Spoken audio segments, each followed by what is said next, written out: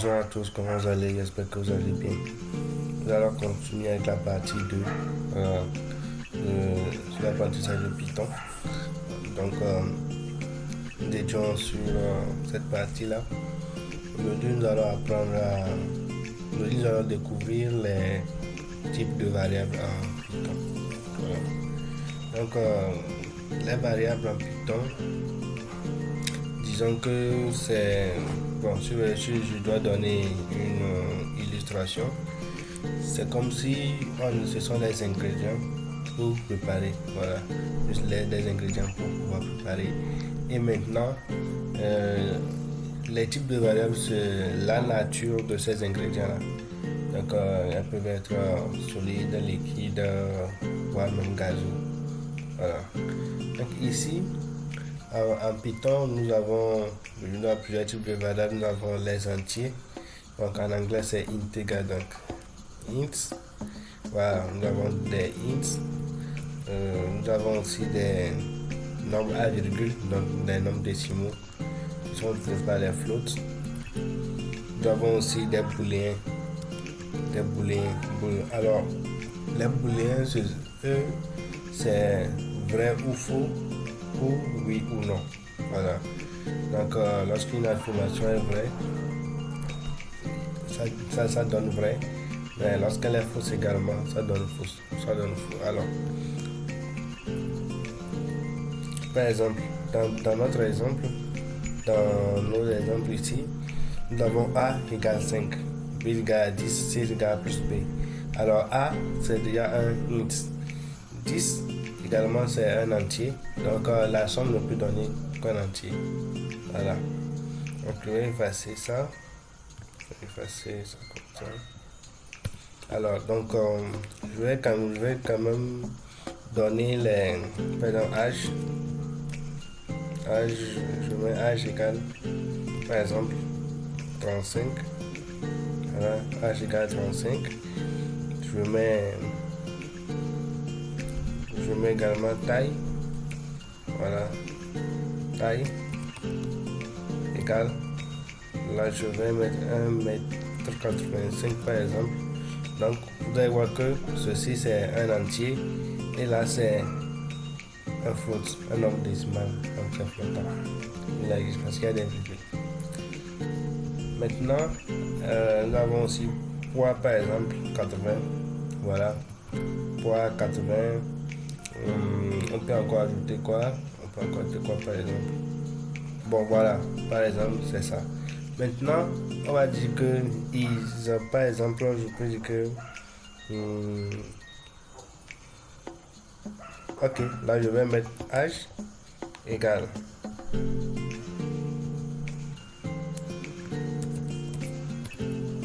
H égale true, par exemple. H égale true. Voilà.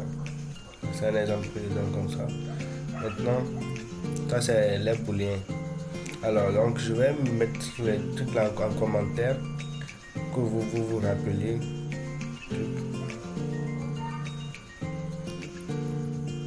Alors, je viens là, et puis je mets, pour écrire les commentaires en Python, c'est avec dièse. Alors, je mets dièse et puis je dis ouais, les entiers. Voilà. Et puis, entier. Ici, voilà les nombres flottants. Donc, je vais prendre le poids ici est un entier, donc je vais mettre ça plutôt ici. Voilà. Et puis ici, ce sont les booléens. Donc, je vais mettre les booléens.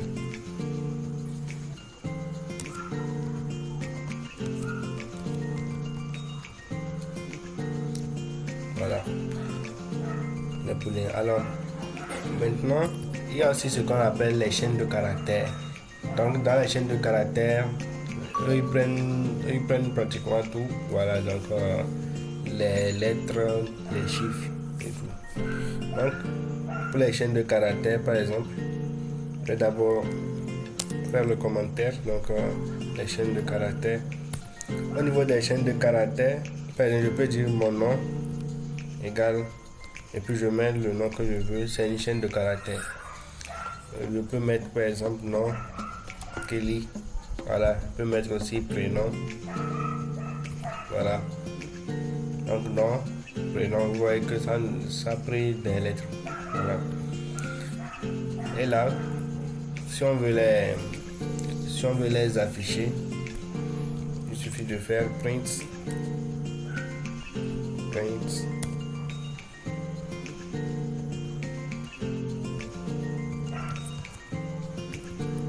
D'abord, voilà. Print mon nom est nom et mon prénom est H1, voilà, et je mesure. Voilà. Donc en Python, ce qu'on veut afficher reste entre double quotes. Alors donc pour afficher mon nom, je vais mon nom est virgule nom. Nom là c'est le nom qui est ici. Voilà. Nom Kelly. Et mon prénom est, il va afficher ça. Donc c'est séparé par une virgule. Nous allons essayer d'exécuter ce code. Vous allez voir que mon nom est Kelly et mon prénom est de la Maxime. Voilà. Pourquoi c'est venu true ici? Parce que nous avons défini âge égale vrai. Ouais. Nous avons défini âge égale vrai. Donc je mesure 20 ans et puis 80 kg. Voilà. Donc âge ici par exemple, bon, si je mets par exemple, si je change par exemple, je mets âge égale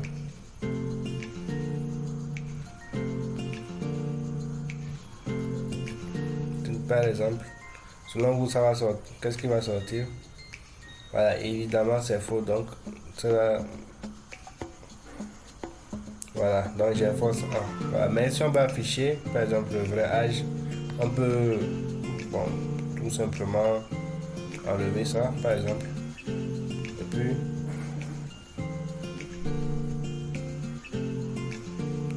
d'accord, j'ai oublié d'enlever ici. Voilà. Donc, mon nom est Kelly, mon prénom est de la Maxime, j'ai 35 ans et je mesure 1m85 et je pèse 80 kg. Voilà, par exemple. Donc, vous pouvez changer ça et puis mettre, par exemple, vos noms et prénoms, vous amuser à le faire également. Nous allons passer maintenant aux conditions. Voilà, aux structures conditionnelles. Donc en Python, on peut donner des conditions avec des si, sinon et sinon si. Donc, si, sinon si, sinon. On va passer à la pratique, vous allez mieux comprendre. Donc les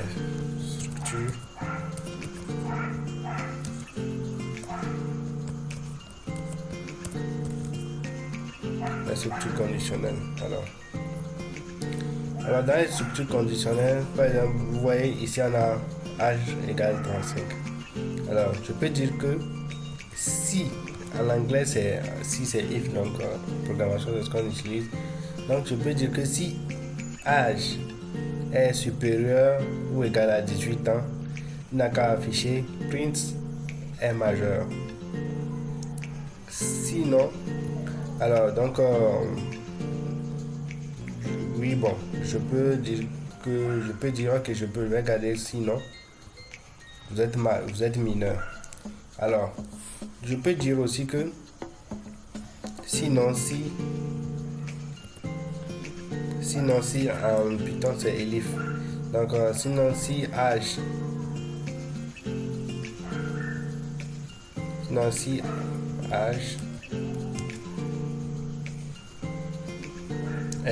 donc supposons que je vais dire que c'est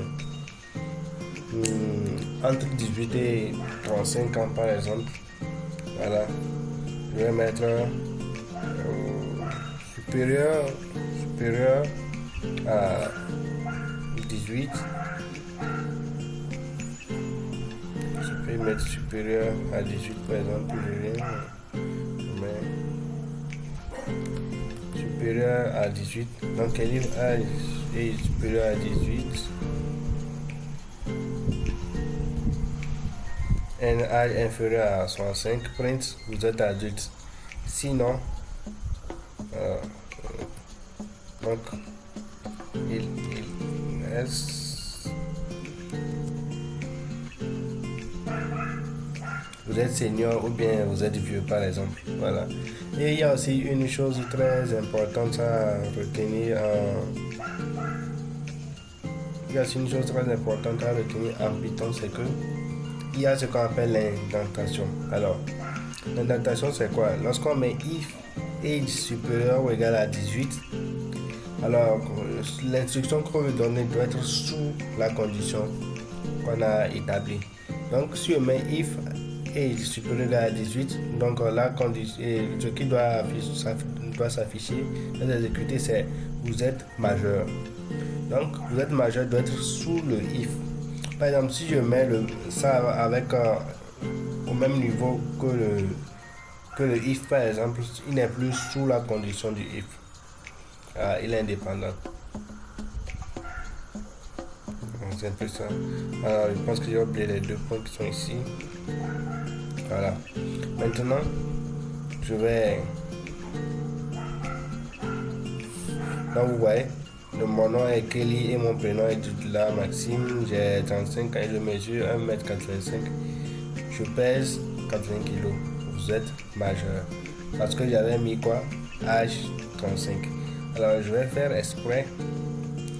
Je vais mettre âge égal à 17 par exemple. Et puis, j'exécute. Alors, je vais voir pourquoi.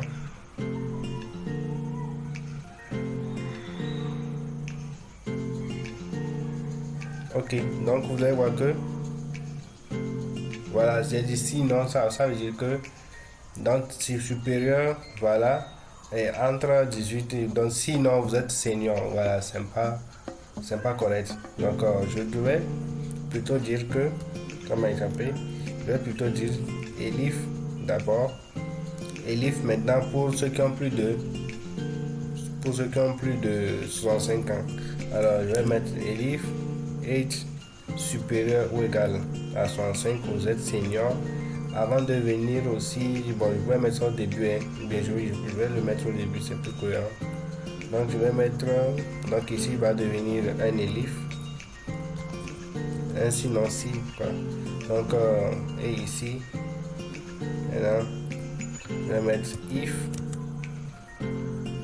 voilà. Et maintenant, je reviens exécuter. Vous voyez que la même chose, mais cette fois-ci vous êtes mineur.